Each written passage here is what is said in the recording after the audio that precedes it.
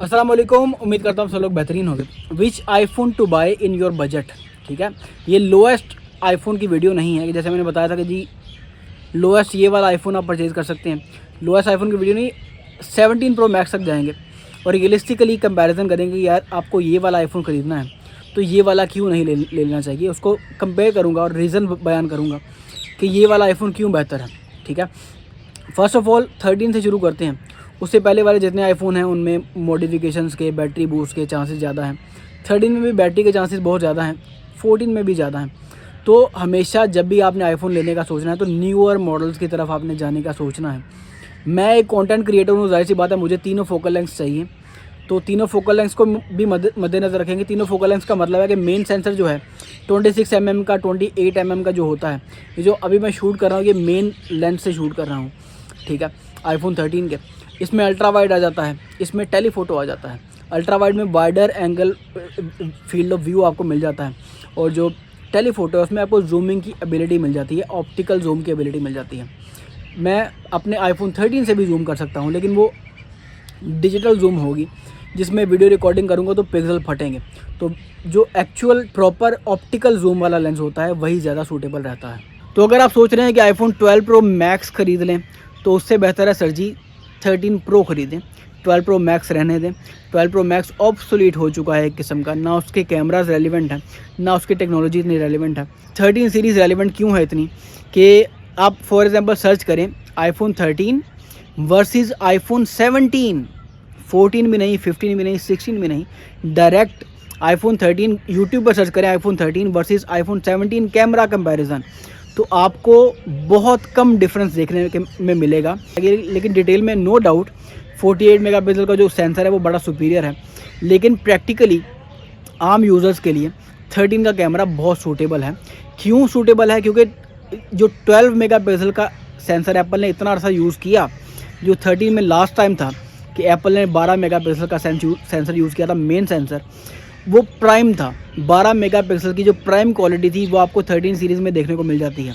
इसीलिए जो 48 मेगापिक्सल के जो सेंसर हैं 17 सीरीज़ में भी यूज़ किए गए हैं, वो भी अपने प्राइम तक नहीं आए।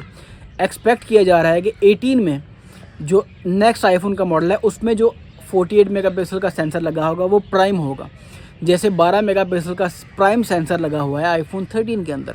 ठीक है, तो 12 प्रो मैक्स ख़रीदना है तो उससे बेहतर है कि आप 13 प्रो ख़रीद लो। ठीक है, 13 प्रो या 13 प्रो मैक्स ख़रीद लो। 13 प्रो तो उसी बजट में आ जाएगा, 13 प्रो मैक्स महंगा हो जाएगा, लेकिन इन दी एंड 13 प्रो में आपको 120 हर्ट्ज़ का रिफ्रेश रेट मिल जाता है और इन दी एंड आपको तीनों फोकल लेंथ मिल जाती है, बेटर कैमरा रिजल्ट मिल जाता है और सिनेमैटिक वीडियो भी जाहिर सी बात है वो भी ऑप्शन आपको 13 सीरीज़ में मिल जाती है। आगे आ जाएं, अगर आप आईफोन 14 ख़रीदने का सोच रहे हैं, आईफोन 14 ख़रीदने का सोच रहे हैं, तब भी बेहतर आपके लिए यही है कि 13 प्रो की तरफ ही मूव करें, क्योंकि इन दी एंड 14 और 13 के रिज़ल्ट को कंपेयर करेंगे, कैमरा रिज़ल्ट को कंपेयर करेंगे तो 13 प्रो का रिज़ल्ट बेहतर होगा।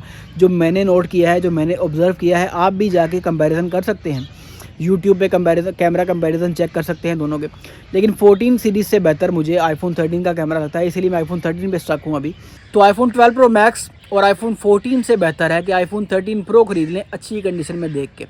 अगली आइटम पे आ जाएं, आईफोन 13 प्रो मैक्स अगर आपने ख़रीदना है तो 14 प्रो ख़रीद लें, लेकिन अगेन जो कैमरा क्वालिटी आपको 13 प्रो की मिलेगी उस पर जब आप मूव करोगे 14 प्रो में तो आपको ज़्यादा डिफरेंस फील नहीं होगा, बिल्कुल माइनर सा डिफरेंस फील होगा। जी बिल्कुल, आपको डायनामिक आइलैंड मिल जाएगा 14 प्रो में और 13 प्रो में डायनामिक आइलैंड नहीं मिलेगा। 14 प्रो की लुक मिल जाएगी, वो आप पे है।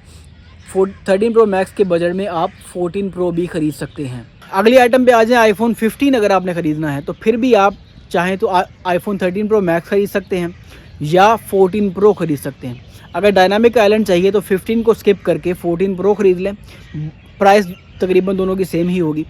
या अगर आपको ज़्यादा चीपर ऑप्शन चाहिए जो बेहतर कैमरा रिजल्ट भी दे और जाहिर सी बात है चले भी प्रॉपर तरीके से, तो 13 प्रो मैक्स भी गुड ऑप्शन है 15 से बेहतर, क्योंकि 14 प्रो में और 13 प्रो में आपको मैक्रो लेंस भी मिल जाता है और तीनों फोकल लेंस मिल जाती हैं, जूम का कैमरा भी मिल जाता है, अल्ट्रा वाइड भी मिल जाता है और प्रॉपर एक कैमरा सेटअप आपको मिल जाता है।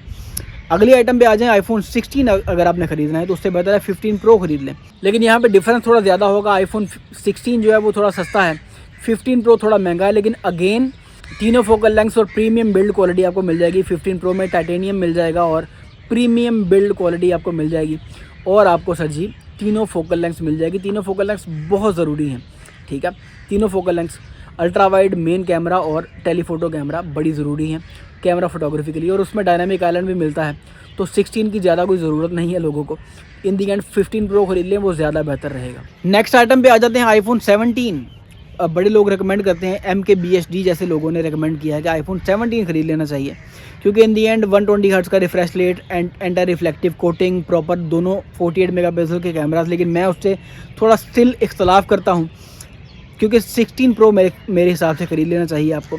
आईफोन 17 अभी महंगा चल रहा है, 16 प्रो अभी सस्ता चल रहा है, तो 16 प्रो ख़रीद लें।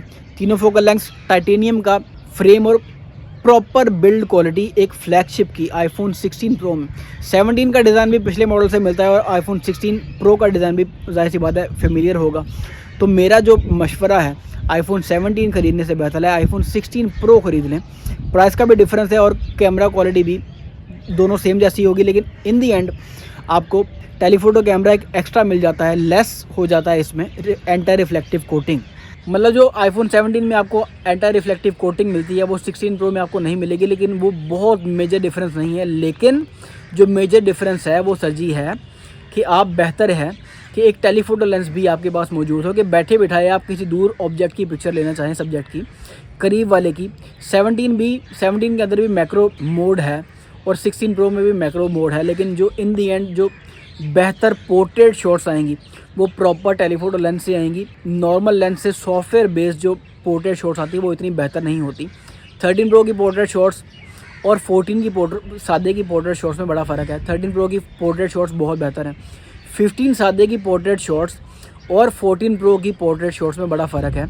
16 सादे की और 15 प्रो की पोर्ट्रेट शॉट्स देखें तो 15 प्रो की पोर्ट्रेट शॉट्स बहुत सुपीरियर हैं, क्योंकि वो टेलीफोटो लेंस में प्रॉपर उसका इस्तेमाल होता है, ठीक है। तो तीनों फोकल लेंथ मेरे हिसाब से ज़्यादा ज़रूरी हैं। तो मेरी जो रिकमेंडेशन थी वो आपने देख लेनी है, मद्देनज़र रख लेना है। सिर्फ मुझ पर रिलाई ना करें, फैक्ट बेस्ड उसके रिव्यूज़ करें, उसके रिव्यूज़ चेक करें। आप यूट्यूब पे सर्च करें, कैमरा कंपैरिजन करें। जाहिर सी बात है आईफोन में सबसे ज़्यादा जो ज़रूरी चीज़ लोग देखते हैं, जो जाहिर सी बात है शो वाला फैक्टर अलग कर दें।